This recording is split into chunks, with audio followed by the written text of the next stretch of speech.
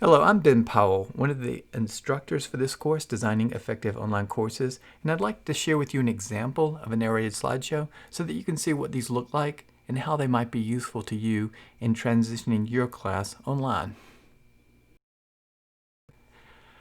So Dr. Pazinski suggested this analogy. He reminded me of the episode of Seinfeld where Kramer talked about writing a coffee table book about coffee tables.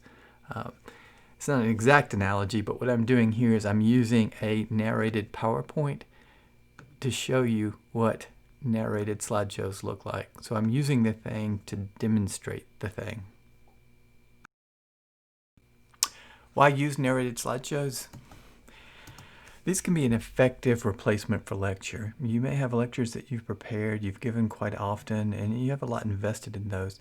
You need a substitute for those lectures when your course goes online. Narrated slideshows can take advantage of what you have, leverage your existing resources, and deliver the content that you've traditionally delivered through a face-to-face lecture. Another advantage or another reason to use narrated slideshows is they're relatively easy to produce compared to, say, producing videos. And if later you want to make changes, they're much easier to edit and update. Another nice thing about narrated slideshows is they don't require much in the way of resources to produce. You'll need a computer. You probably have one that you use to produce the slides themselves, and that computer will need a microphone. Laptops generally have microphones built in, and those microphones are generally adequate for producing narrated slideshows. Desktop might not have a microphone, in which case you could use an external microphone, or if you want better sound quality, you could use an external microphone. You'll need the software that you use to produce the slides. Microsoft PowerPoint is the most common solution, and that software has built in the ability to produce narrated slideshows. Other major presentation software generally includes that ability as well.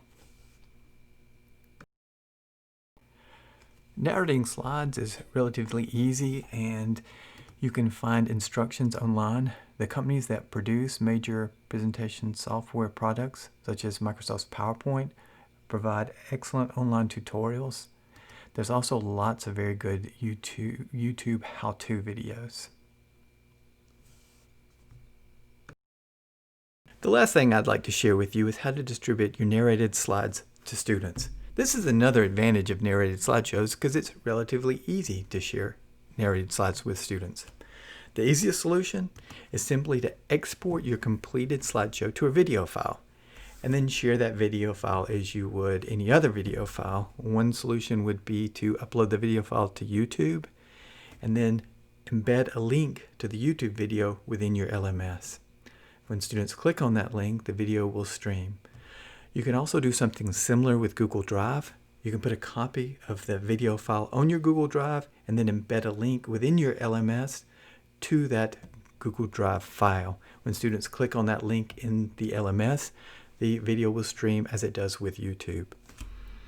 You may also share the presentation software file with students. That's not a popular solution because it's not as convenient for students.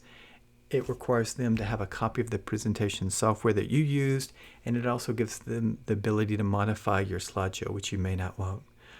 Thank you for listening, and I hope this demonstration was useful to you.